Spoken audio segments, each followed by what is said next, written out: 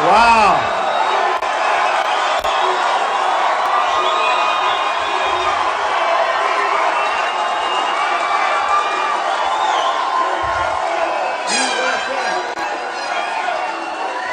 That's amazing. Great. Wow. Wow.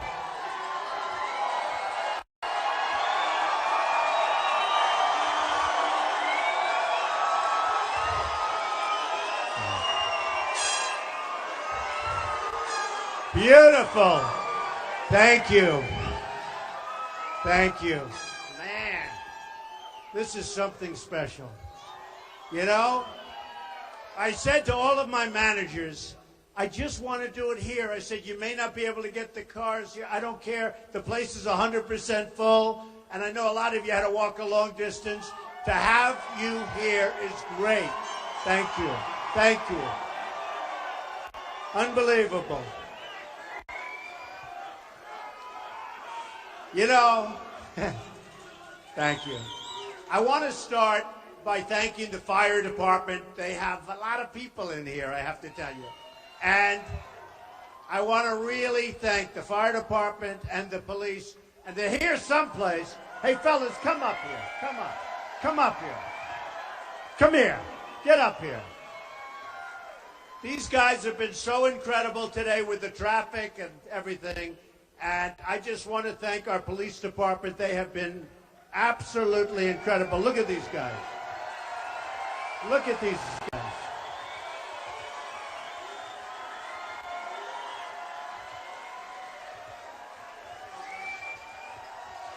Nobody gonna mess with them. Look at this.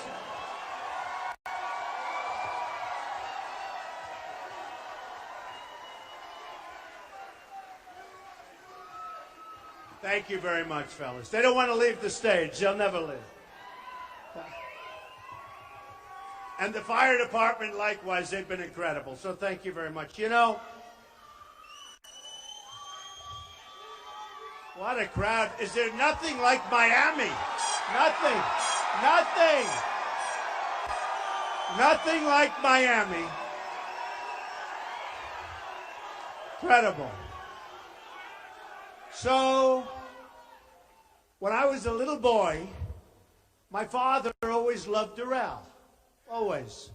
And he said, come on, son. And he didn't play golf. He was a worker. He didn't want to play golf. He didn't have time to play golf. And he had a beautiful swing, actually, but he played very little, almost never. But he used to love coming here. And it was the hottest resort in the country. This is a long time ago. I won't say how many years because I like to think I'm a very young person. But a long time ago, at the beginning. And he would say, let's go, and would walk around. And who would have ever thought that someday I'd own this place, right? Who would ever thought it? Who would ever thought? But what happened is Doral is very interesting. It had 5 courses, almost 800 acres right smack in the middle of Miami. Incredible location. Right near the airport, you're 10 minutes away. And always did well. It was always one of the top places. And then, sadly, Wall Street got a hold of it. The original developer, boo, boo, boo, boo. Oh, they're going to pay tax. Don't worry about it. They're friends of mine, but they'll pay. They're going to pay. Don't worry. But you know, what happened is it became a money thing. And it was like playing cards, bing, bing, bing, and they traded. Every year and every 3 years, somebody would make a lot of money. It was like musical chairs, like this. And they'd sell it. Then somebody would own it for 3 or 4 or 5 years, Wall Street, and they'd sell it, make a lot of money. Always made a lot of money. Everybody made a lot of money with Doral, except for the last group that I bought it for. You know, it was like musical chairs. And I bought it. And when I bought it from a smart group, but the market had crashed. You know all about the crash. And I got it for the right price. I signed for X dollars, a lot of money, 170 million. But then I said, you know, maybe I can make a better deal before I close. So I went into closing with Ivanka. We know Ivanka. We love Ivanka, right? Right? I went in with Ivanka, and I said, watch, Ivanka. Let's see if we can make $20 million. Sure. So I have a contract for 100. I've never told this story, actually. I have a contract for 170, and I had all these good-looking, brilliant young men in front of me, and they all wore suspenders without the jacket, right? You know, the jackets were behind the seat. They were all like Tom Cruise, and you couldn't get better central casting. In fact, all of that media, look at that media back there. Look at these people. Wow. No, they're all right. I'm going to tell you some media stories. So, no, but they're central casting, the red suspenders, handsome, beautiful, smart, top schools. They would go to Harvard, they go to Wharton, they go to Stanford. And I said, I want to show off to my daughter. Does that make sense? You know, I have this great daughter. So I go in, and she said, Dad, they're not going to cut. You have a contract for 170. I said, well, that's right. So does Iran have a contract. That doesn't mean we can't make it much better, you know, right?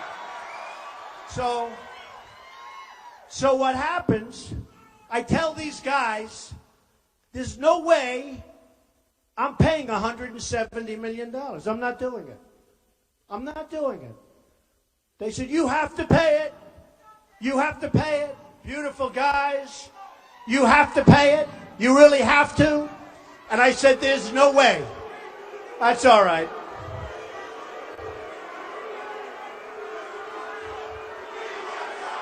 USA. USA.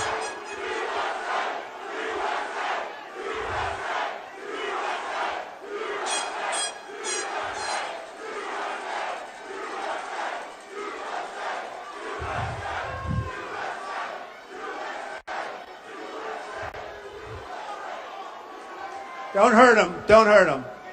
Don't hurt him. You can get him out, but don't hurt him. We don't want anyone getting hurt. Don't get hurt. But that's what freedom of speech. I mean, it's all freedom of speech. You know that. You know that.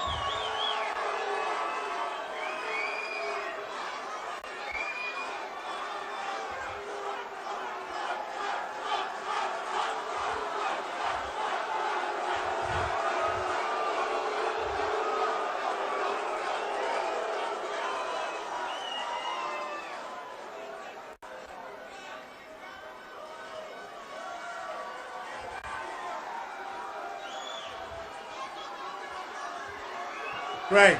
Great life. It's a great life. It's a great life. That's all right. That's what the country's all about. I mean, we got to be able to speak, and every once in a while be a little bit disrupted, but it doesn't take long. It doesn't take long. So, let me just finish the story. Thank you. Too bad we had to throw him out, but sometimes you have to throw people out, right? You have to do it. You have to do it.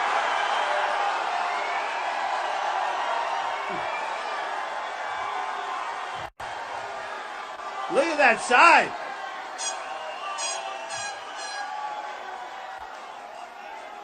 Look at the size of that sign. Can you believe that? Wow. Thank you. Beautiful.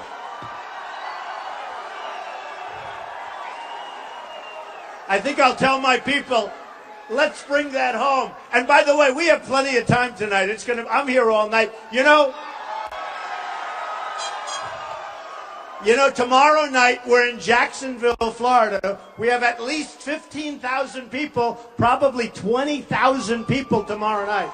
So it's going to be great because there's things happening. So anyway, let me tell you, because it has to do with the country. So I go into the room, I say, fellas, the contract is not right. This place is in much worse shape than you told me. I've gone all over. You have to have it signed first before you can do this. I've gone all over, and it's not fair. What you're selling me, you shouldn't be selling. I'm not closing this deal. I'll give you 100. Remember, I want to impress my daughter. The art of the deal. And I meant it. Nothing wrong. I said it wasn't in the shape that you're supposed to be in, you know.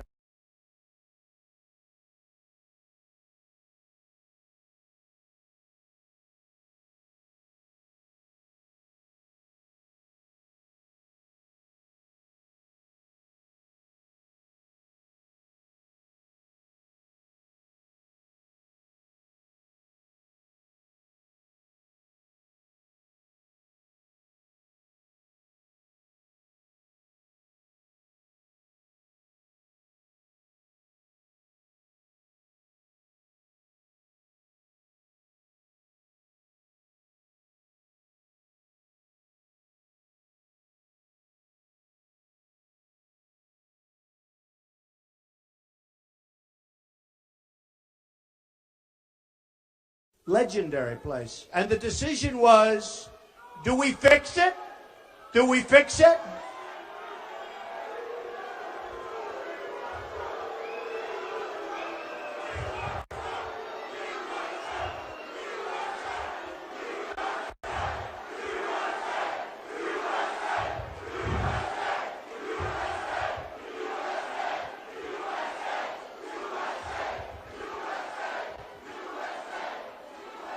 You know, by the way, you know the saddest part?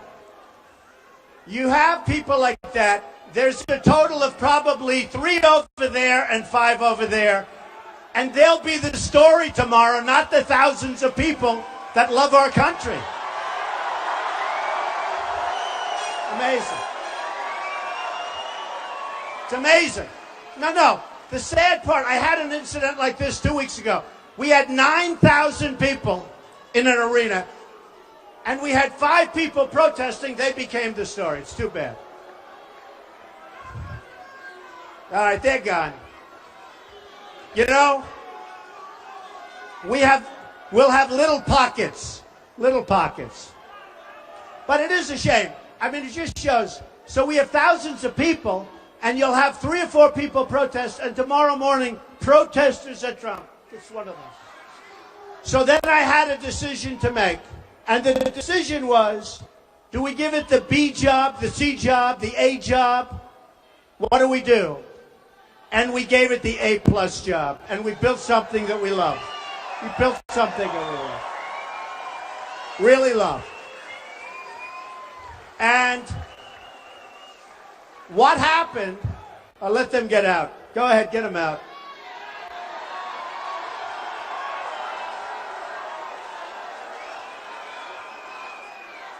See, the first group, I was nice. Oh, take your time. The second group, I was pretty nice. The third group, I'll be a little more violent. And the fourth group, I'll say, get the hell out of here.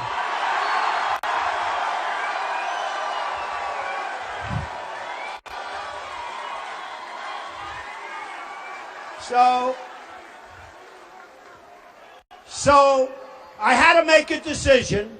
What do we do with Doral? Do we give it the really best job and basically rip it down and build a new magnificent place? Because it was really old, really tired. The bones were tired, the whole place. You people know, a lot of you are from the area. And I said, we got to do it right. We got to do it right. And we basically, as you know, new clubhouses, this room new. This room is one of the great ballrooms. We have 5 ballrooms. We have 700 rooms. We have the golf courses are world class. And we wanted to do it right. And a man just came up to me outside. He hadn't been here in 25 years. And it was very interesting. I won't say he was an older fellow, but he was an older fellow. And he said, you know, Mr. Trump, this place is magnificent. And by the way, David Fader, wherever the hell you are, David, where are you, David? David Fader is our president and general manager. He has done some incredible job. And this is now the hottest resort of its kind anywhere in the United States. It's bringing tremendous business to the Miami area and the Doral area. And it's become the hottest place, so it's really good. In fact, the PGA Tour just gave us a 10-year extension on the tournament, which they never do. So that's how good it is. They never do that. So it's become a really, really successful place. But this gentleman came up to me, and he said, and it was so simple, and yet it was so beautiful. He said, Mr. Trump, I haven't been back here in 25 years. It was in very, very bad shape. I actually bought it out of bankruptcies from some people that I know very well that are killers, but they didn't really know what they were doing in this case. And I said, well, that's very nice. I said, you know, Mr. Trump, if you could do the same for the United States as you did here, it would be unbelievable. Unbelievable. True. I thought it was great. I thought it was great. I thought it was great. And you know, in its own way, doing it for the United States might be easier than what we had to do here, as crazy as it sounds. So, and that's what we have to do. We owe $19 trillion. We're desperate. Our infrastructure is in such trouble. Such trouble.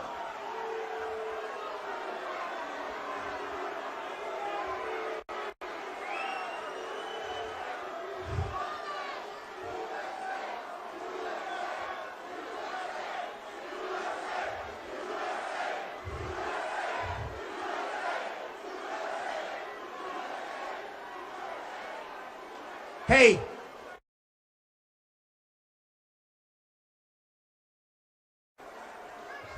isn't this more fun than having like a normal deal, right? I mean, supposing we had like a normal speech, we talk and talk and talk. The evening ends, we go home, go to sleep. This is more fun, right? You know, they used to call it the silent majority, but they don't use that anymore because, frankly, it's no longer silent because we're not going to take this crap anymore. We're not going to take it anymore. We are not going to take it anymore.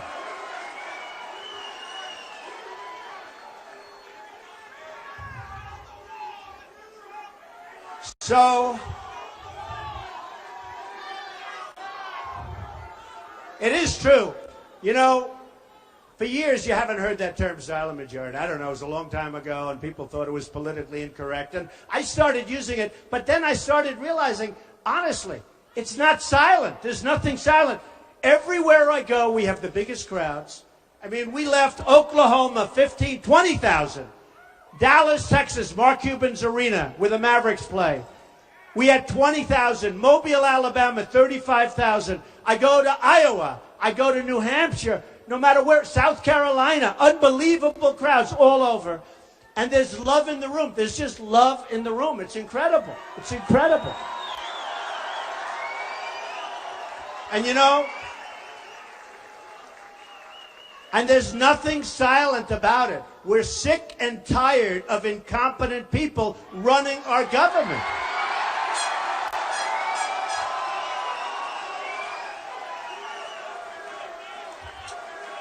So I did something today that was quite exciting, although I think actually owning Doral is more exciting, but that's okay. But I did something today that was interesting, and it got a lot of press. I see it's got a lot of press. They have these things called super PACs. Nobody knows what the hell they are, what they mean. It's the dumbest thing I've ever seen. And all of the candidates have super PACs. And they're controlled to a large extent by investors. They're controlled by lobbyists, special interests, countries. You know, when you wonder why our politicians make such bad deals with foreign countries and with other deals, it's because they're totally controlled by people that benefit even if our country doesn't benefit. It's true. It's true.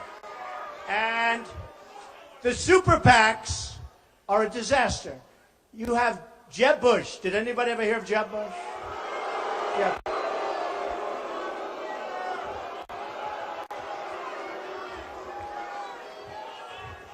You have Jeb Bush has $125 million. I honestly, I don't think it's going to help him. I'll be honest. If it helps him, then I can't figure the whole deal out. Hey, look, I used to be one of those guys that would like give a lot of money. I know the lobbyists. And you know, when they come up to me and say, we want to give you money, when you go to number one, everybody wants to give you money. It's incredible. But they don't care so much about anything other than the companies they represent. They don't care so much, and some do, but most don't. They want influence, they want power, they want to take these people like little puppets, and they want to say, you do as I told you because I gave you $5 million and you better do it. Well, nobody's giving me anything, okay, anything. Nothing.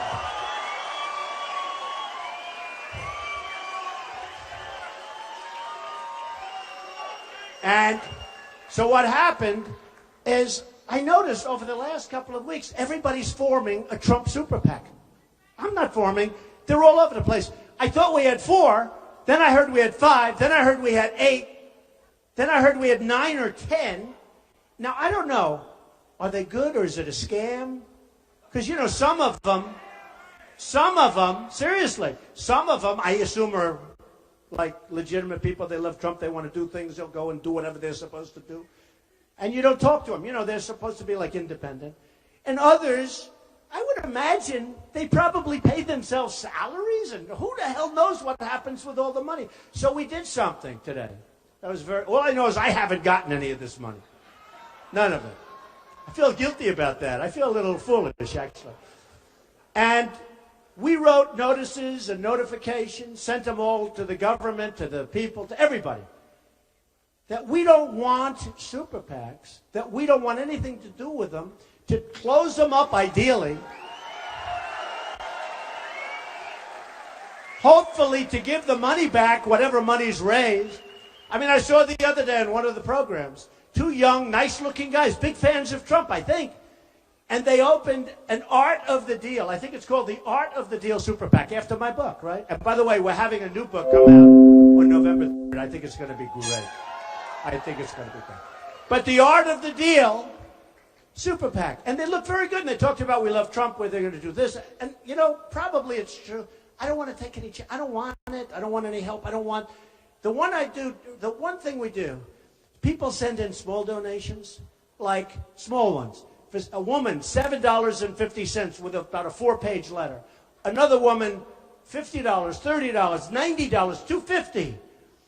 But that I love because, number one, you can't send it back. How do you send a letter back to a woman who loves the country, who's giving a lot of money? That's like giving $1 million to a rich person. How do you send the $7.50 back? You can't. You can't. There's no letter you can write. It's true. There's no letter that you can write to that woman to say, we don't want your money, okay? So that's the only stuff. Or we take it, and it comes in, and that's the only stuff we want. But we don't want any of the, you know, the big money. We don't want any big money. And so today, I did something, started getting big press, actually, this evening, because nobody's ever done it. I disclaimed and disavowed all super PACs. I don't want any of them. I don't want their money. I don't want anything. And I said very strongly when we wrote the letter, and I told my attorneys and everybody, that I think every candidate running right now for the presidency should disavow their super PACs. They should disavow their super PACs. You know, and these super PACs are really running the campaigns. They're running the campaigns. For instance, I hear in Iowa that there's going to be a merger of Ben Carson, and I like him. He's a nice guy. They're going to merge the super PAC. He's got two of them. And they're going to run, and they've been running his campaign, and he doesn't hardly have to go there. And I'm saying, what am I? Why? I'm not allowed to do anything? It's really unfair. But I think they shouldn't be allowed to do that. I don't know if they're allowed to do that. But how do you have super PACs running campaigns? Now, and then when you think of it, so you have these super PACs with millions and millions of dollars, and they're running a campaign. Do you think those people that are running those super PACs, and those people that are giving tremendous money to the super PACs, do you think they control those candidates 100%? The answer is yes. Yes. And I don't want any confusion. And I said it. I don't want any confusion. People were calling, well, you have all these super PACs. Therefore, I said, I don't even know who these people are. So here's what's happening. All candidates disavow your super PACs. Run for office and be proud. But disavow your super PACs. Drop them. Drop them. And ideally, give the money back to the people that put it up there. That's what you should do. So we'll see what happens. We'll see what happens. But to me, it's very important. This super PAC thing is a terrible thing that's happening in this country. It's a terrible, terrible thing. And it's controlling our politicians. They're puppets. It's controlling our politicians. I mean, Bush had somebody the other day going to Berlin, Germany, to pick up money. Berlin, Germany. What do you think Germany gets out of that one? Okay? Other people have tremendous amounts of money put up, and we can't have it anymore. We have to bring honesty back to politics, folks. Got to do it. Got to do it.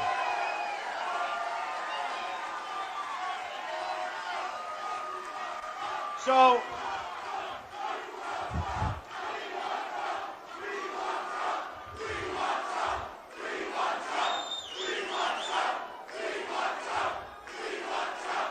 thank you. Thank you. Thank you. So a very interesting thing happened. Very sad today. Very, very sad. Because you know the press is very dishonest, right? We know. Not all of them. Not all of them. But we have them all back there. Look at those cameras. Look at those suckers. Boy, they are all covering. They are all covering. They are covering Trump, and they're covering you. And they'll all be with us tomorrow night in Jacksonville. And by the way, if you can, it's going to be wild. Come back up. It's going to be it's going to be wild. So, a crazy thing happened. I love polls. Everybody knows I love polls. And they said, I wonder what would happen if Trump wasn't number one in the poll. And somebody said, oh, if he wasn't number one, maybe he'd drop out of the race. Believe me, I'm not dropping out of anything. That I can tell you. Never, ever. I'm not dropping out of anything.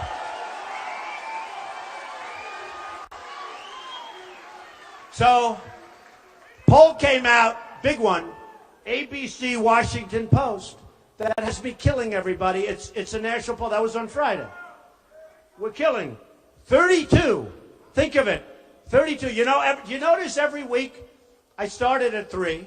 First, well, that was slightly before I ran, but because nobody thought I was going to run. Nobody thought I was going to run. You know, they all said, he's never going to run. If he runs, it doesn't matter. What does he know about politics, right? I've only dealt in politics all my life, that's all.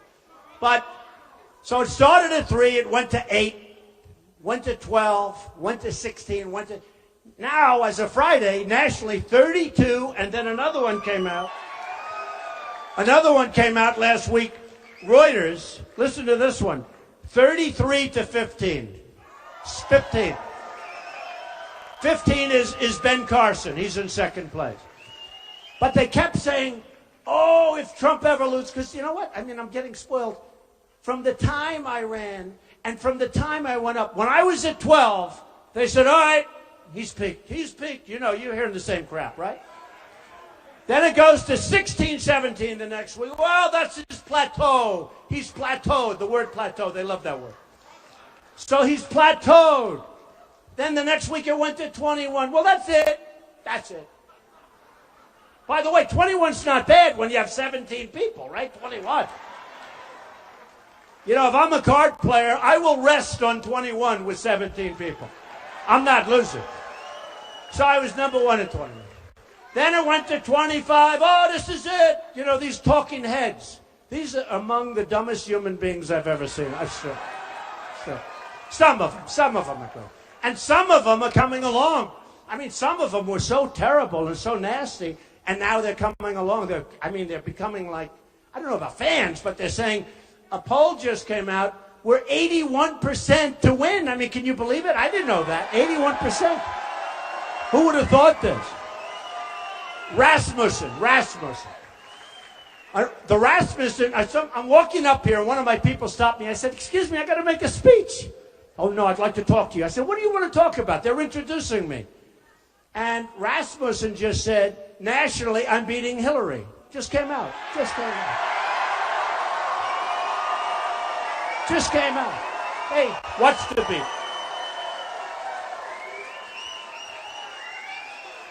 So now I said, I'm glad they stopped me, right? I'm glad they stopped. So anyway, but a bad thing happened. Bad. So look, I just wrote down a few of them, and then I'll tell you what was bad. So I'm winning New Hampshire by like 22 points. New Hampshire's unbelievable, great. I'm winning New Jersey by a lot. A lot. And Chris Christie's a friend of mine. But I'm at 29, he's at 5. That's a lot. That's a big difference. I'm winning Florida. I'm beating Bush and Rubio. Right?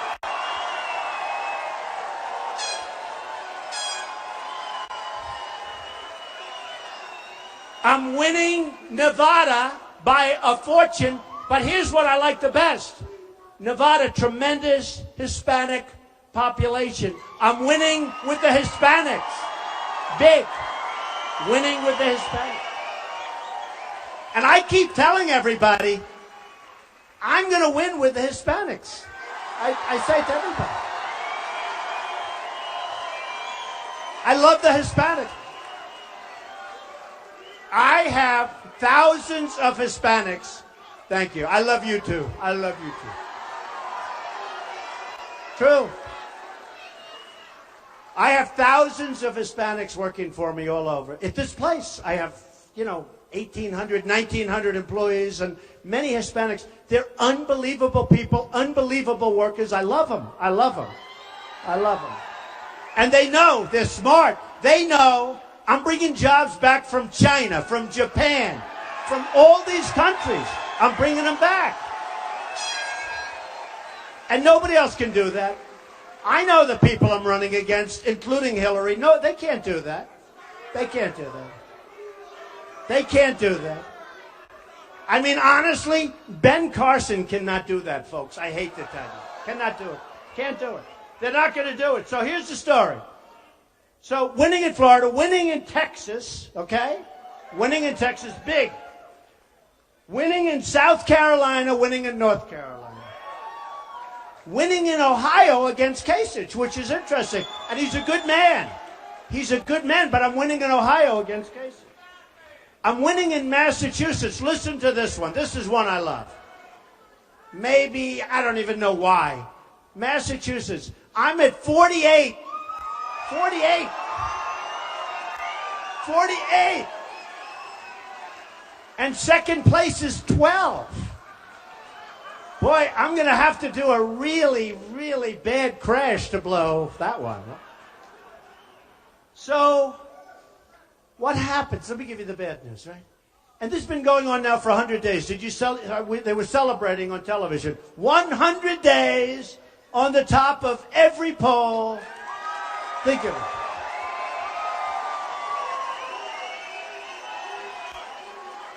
100 days on the top of every single poll, national and state. Okay, that's the good news, right?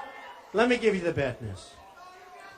The press was so happy. The press. I love Iowa, and I honestly think those polls are wrong.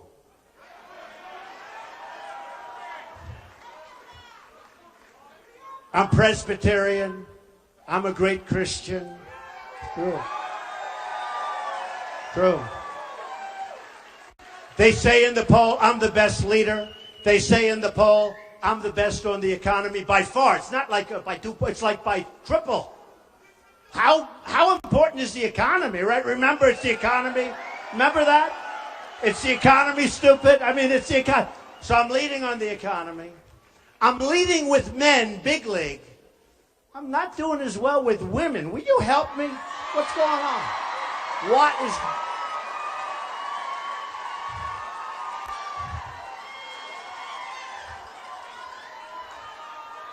Which I don't... Look, nobody respects women more than me. Greatest person ever was my mother, believe me. The greatest. Nobody's going to be better or do more for women than Donald Trump. That I can tell you. That I can tell you. And I think they know it. I'd rather do well with women than with men. With men, I'm doing great. I'm killing everybody. With women, not terrible, but I could do better. So what happens is the poll comes out, right? And the press was so happy. Headline. Now, just so you understand, if I were in first place, it wouldn't even be discussed. Nobody would mention it. But here it is all day long. Oh, my head. I turn on the television. Headline. Bigger than Hillary's talk yesterday on Benghazi.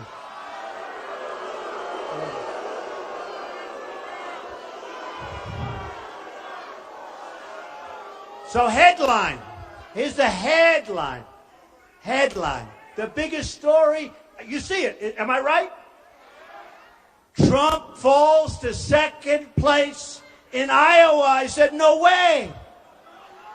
The press was going crazy. They loved it. They were so happy. I won't mention the names, but you know some of them.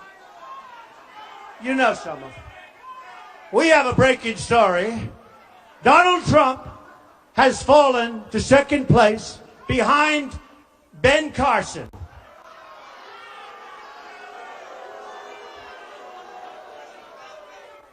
We informed Ben, but he was sleeping. No. Donald Trump has fallen to second place. You know, it's funny. You got all these guys. 2 people dropped out, right? Perry, you know about that. And you know the governor of Wisconsin, very nice guy, right? Walker. They both dropped out. They became so vicious to me. Perry, he was such a nice, like 2 months ago. He couldn't have been nice. He went to Washington to make a speech about me. It was so vicious that those that loved me started crying. Maybe not. No, it was vicious. It sent then, and we had so many. You had Lindsey Graham.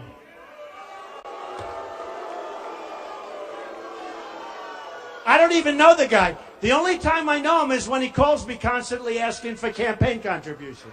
It's true. He became so vicious and violent. I mean, and every time they get more and more vicious and violent, they go down, down, down. In fact, Lindsey Graham was at 5, and he hit me as hard as you can be hit. He said, I don't know anything about the military. What do I know about foreign affairs? Except one thing. I wrote a book in 2000, right? And Joe Scarborough yesterday covered it. I wrote a book in 2000, before the World Trade Center came down. And I said that there's going to be a big attack in this country. And I said, probably by somebody named Osama bin Laden. This was before anybody ever heard his name. And I said, it's going to be much worse. You remember the first attack, which was a horrible attack, but it was a small attack by comparison, obviously, to the second one, which was horrendous. The worst attack in the history of our country, worse than Pearl Harbor. At least with Pearl Harbor, they were attacking the military. They weren't attacking innocent civilians, of which many thousands died, and are still living in pain and suffering. Not to mention the fire departments, the police departments, and all the guys that had to breathe that air for long periods of time. So, thank you. So I have it in the book. Watch Osama bin Laden. And Scarborough goes, whoa, when was that book written? Before the World Trade Center. Whoa. And he's a good guy. He was like, he couldn't believe it. And I don't get any credit. They don't give me any credit for it. And then I have Jeb Bush saying, what does Donald Trump know about the military? Or about... I'm like a smart guy. You know, I'm really smart. But it's amazing. People are talking about it. They should talk about it more, because if you read the book, it says Osama bin Laden, the guy. And the reason was he was a terrorist that was getting a lot of notoriety. He made very vicious statements toward our country. And I said, you better watch that guy. And what happened? I think it was 19 months after that, he came back and knocked down and attacked viciously with the lives of the World Trade Center. So, in the debate, which every poll said I won, by the way, but these are minor details, forget it. The second debate and the first debate. Drudge, Time Magazine, Slate, everybody, every single poll, online polls, they all say, believe me, I'm not calling up hundreds of thousands of people, I can tell you. But Jeb said, my brother left us safe. And I'm okay with it. But then I said to him, what about the World Trade Center? The biggest attack ever. They should have known about it, and they could have known about it. And I'm not blaming George Bush. I'm not blaming anybody. I could also blame Clinton, right? No. Because in all fairness to Bush, he was only president for about 9 months, in all fairness. And Bill Clinton gave a speech, and he knew Osama bin Laden just like I did. And he gave a speech talking about Osama bin Laden. So we can blame Bush. We can blame everybody. I will say this. You know the expression, the buck stops here. Your president, the buck stops here. That's the way it is. And it's one of the reasons that I say, and I mean this so strongly, we owe a lot of money, 19 trillion, I told you. But we've got to build up our military so big, so strong, so powerful. Got to do it. We've got to do it. We got to do it. So powerful that nobody is going to mess with us. Nobody. I don't want to use it. I don't want to use it. Nobody is going to mess. You know, we're working on an airplane right now. I don't know if you've been reading about it. Billions and billions of dollars for one plane. And the test pilots, did you read this story? I love the test pilots. These are great guys. These are seriously good flyers. Do we agree? And they came out of the plane, billions of dollars, and they say, this thing doesn't hold a candle to the old one that we used to fly. It doesn't maneuver as well, doesn't work. We're talking billions and billions. What are we doing, folks? What are we doing? What are we doing? What are we doing? So we need a special leader. We need a special leader.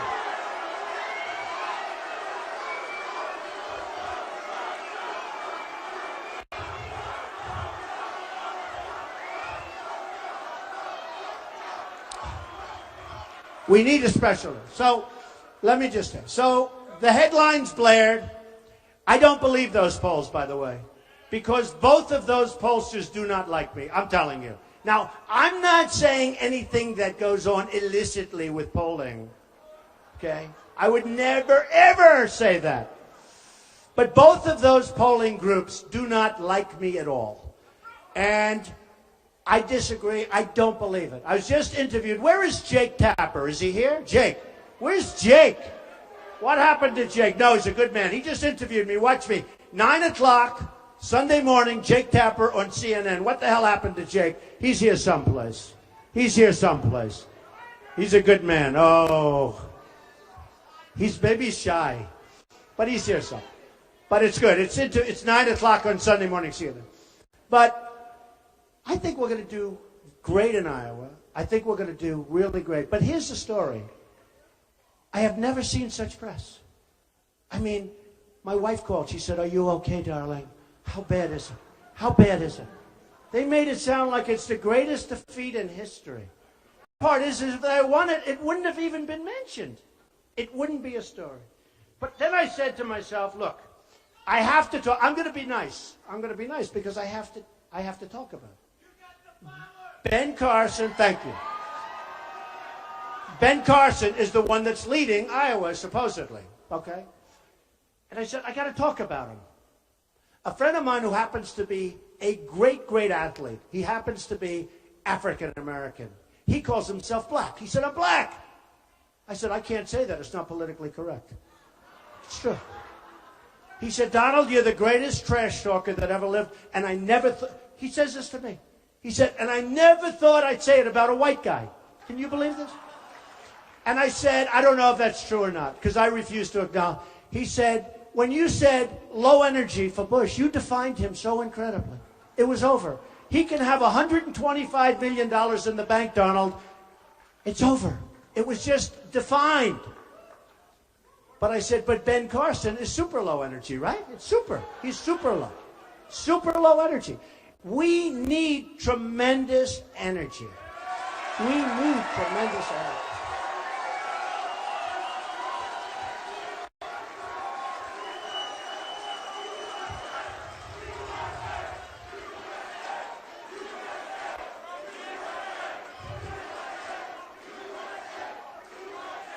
We need energy. So, Hillary Clinton the other day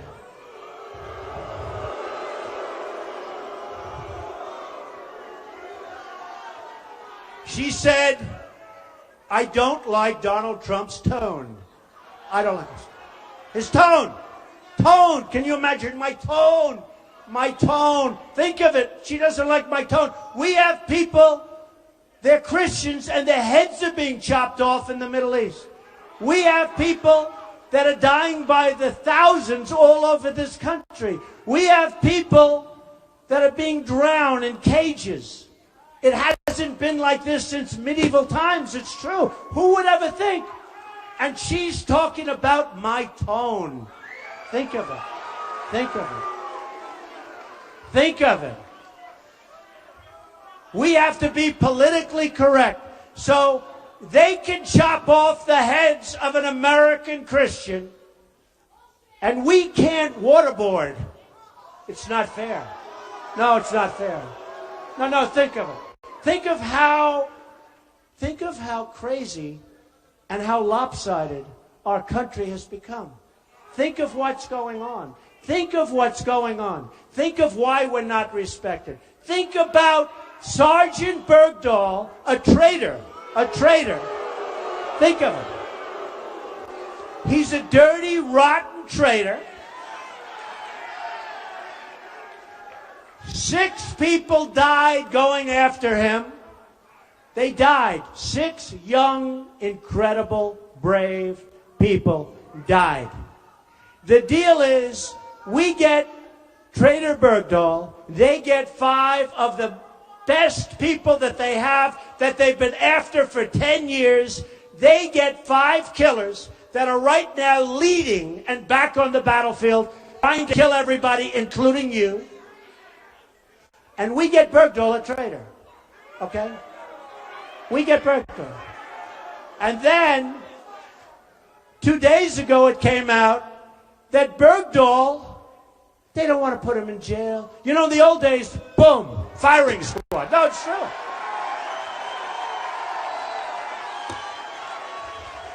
I love the Second Amendment. I love the Second Amendment.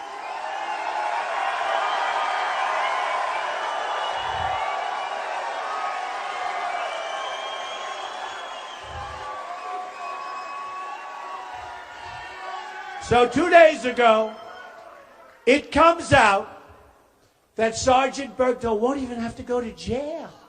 Oh, think of it. Where have we gone? Where have we gone? What's going on with our country? Okay? I'll tell you one thing. If I win, it's not going to be my most important job. Not if. Nah, we have to say if. Hey, look. They're all going, not if, when. All right.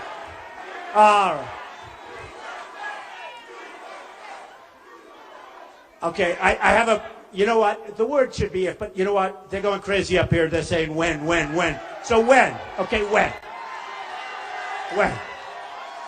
And I hope so, because I'll tell you, we can make our country so great again. Can make it so great again. But I promise you, we will be reopening that Bergdahl disaster. We will be reopening it. It's going to be a lot of things are going to be reopened. There are a lot of things going to be reopened. You're going to have a lot of things reopened.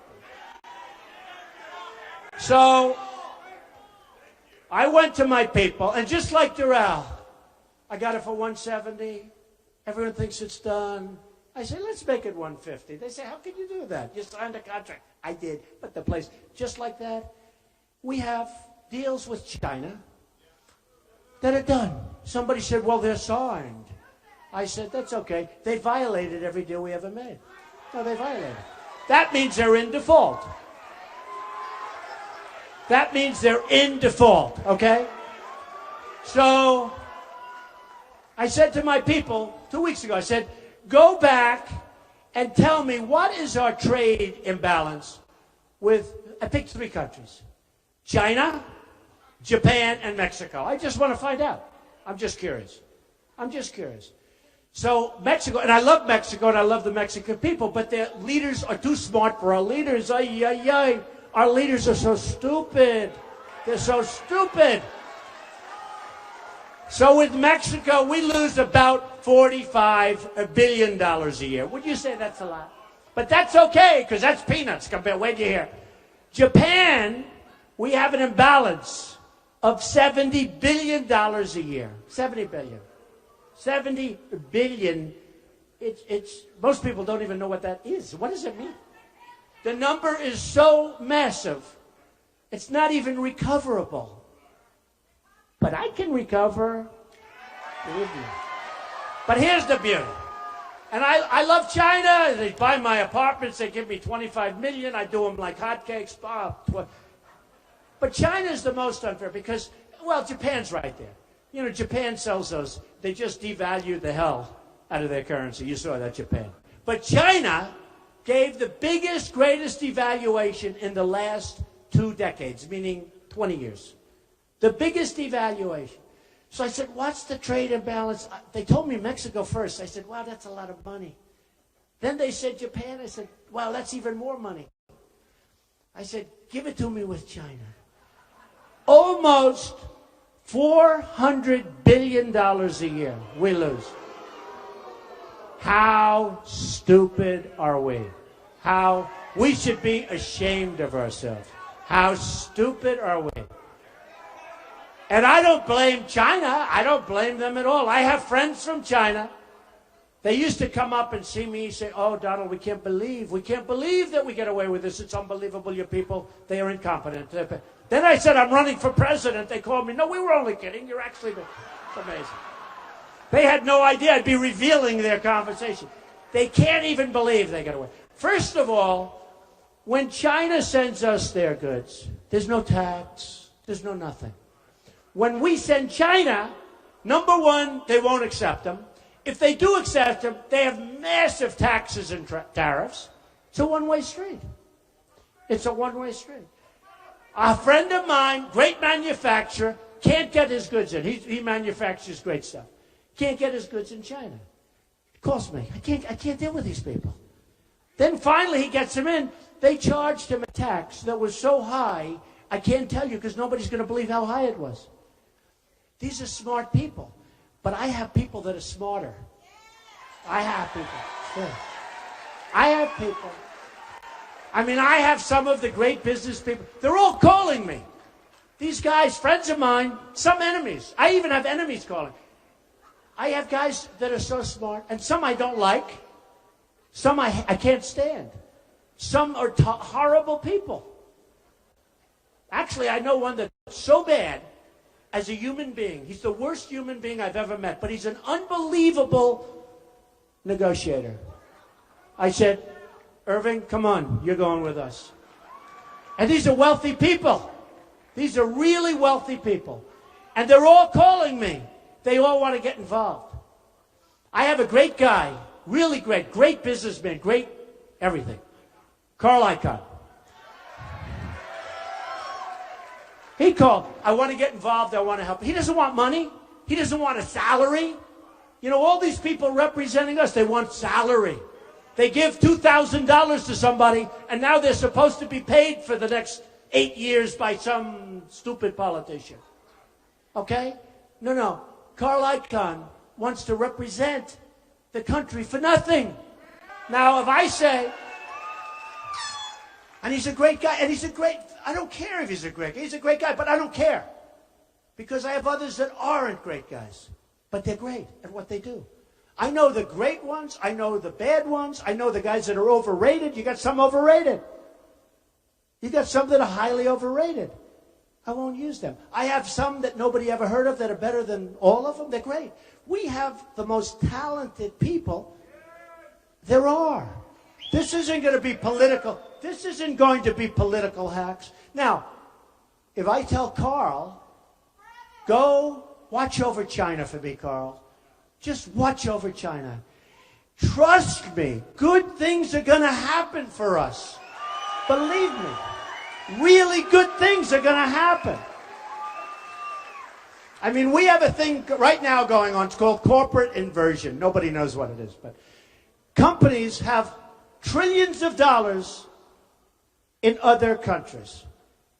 And we can't get it back into this country. You know that, right? You've been hearing about it. Trillions. They know the number is $2.5 trillion. I say it's much higher than that. Nobody really knows. I think it's right. So at least $2.5 trillion is offshore, all these different countries. And what we're doing is our companies are going to, and they've already started, leaving the United States and moving to those other countries to get their money. Well, but you can't blame them. to get their money and to get lower taxes. So I came up with a tax plan that cuts taxes way down for corporations, for the middle income people,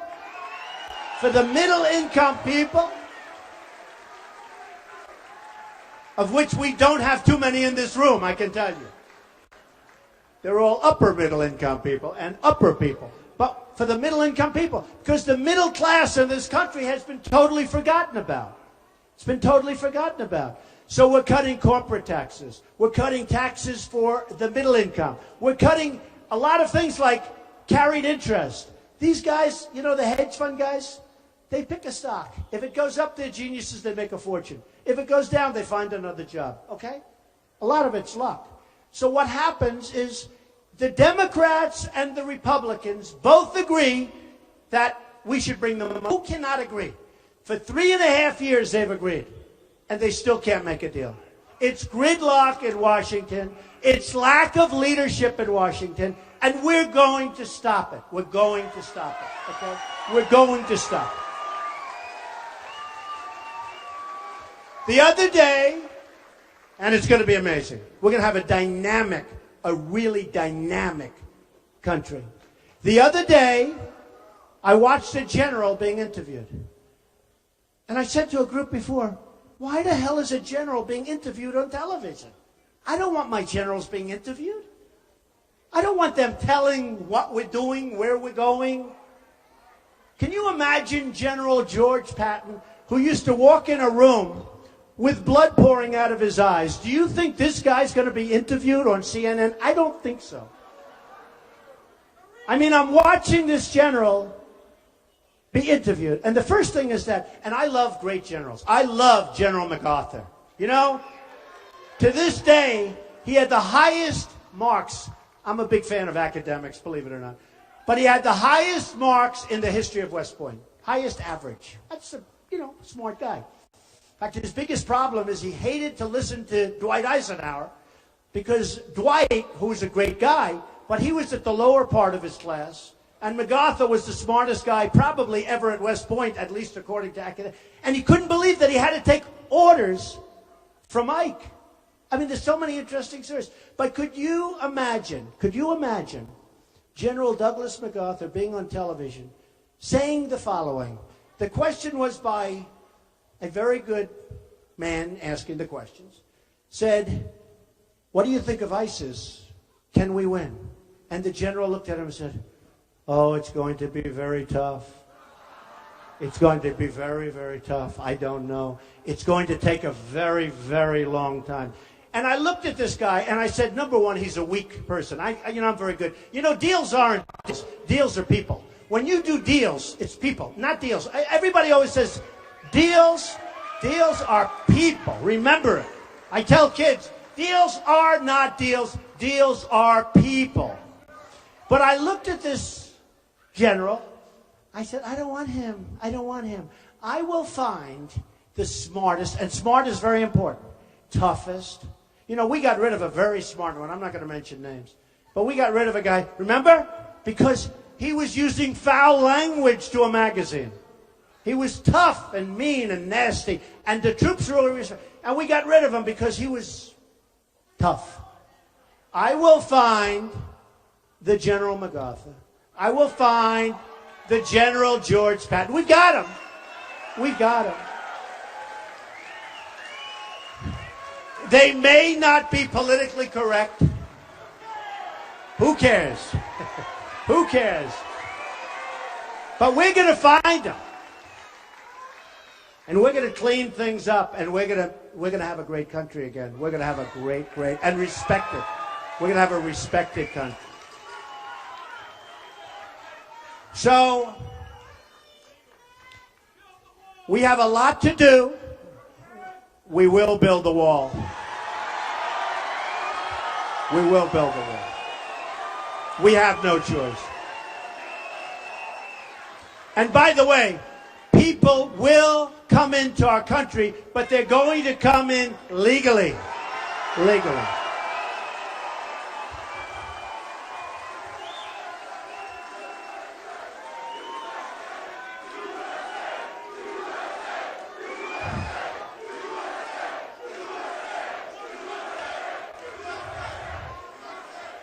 You know, I appreciate whoever the hell yelled out, "Will you build a wall?" Because to be honest, in this group, I wasn't so sure I should be talking about walls. Does that make sense? See, tomorrow in Jacksonville, I can talk about walls, believe me. But in this one, I was a little hesitant to talk about it. Thank you. Thank you.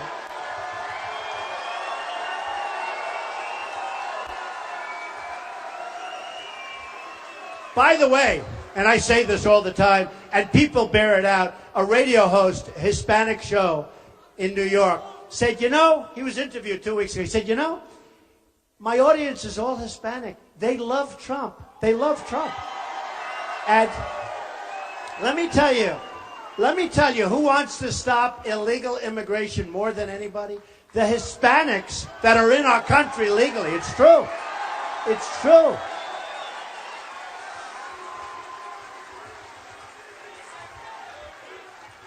So, just to finish up, our country doesn't win anymore. You know that, right? Am I right?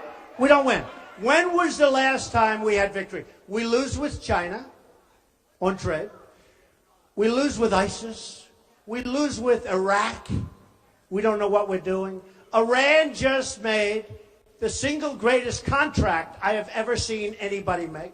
We were represented by a man that should be ashamed of himself.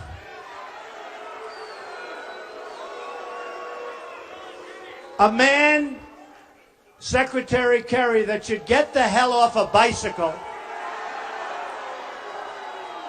Here's a guy falls off his bicycle during the negotiation, breaks his leg. We were represented by incompetent people.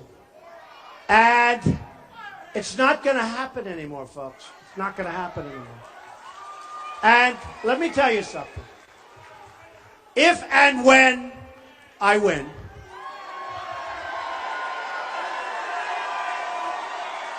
I'm not...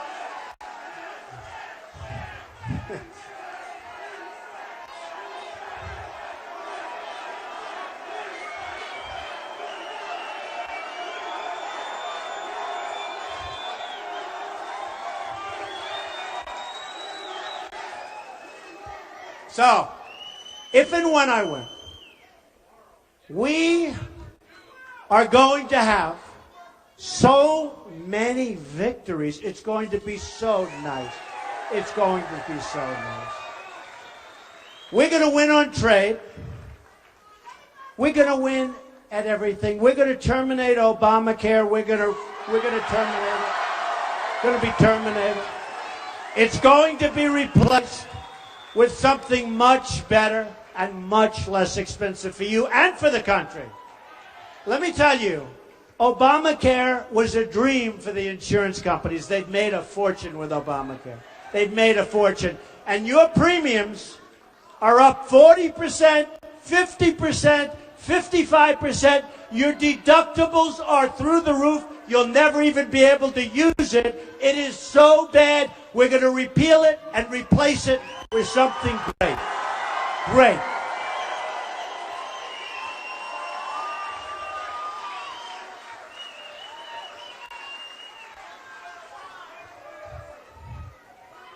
We are going to bring back the American dream.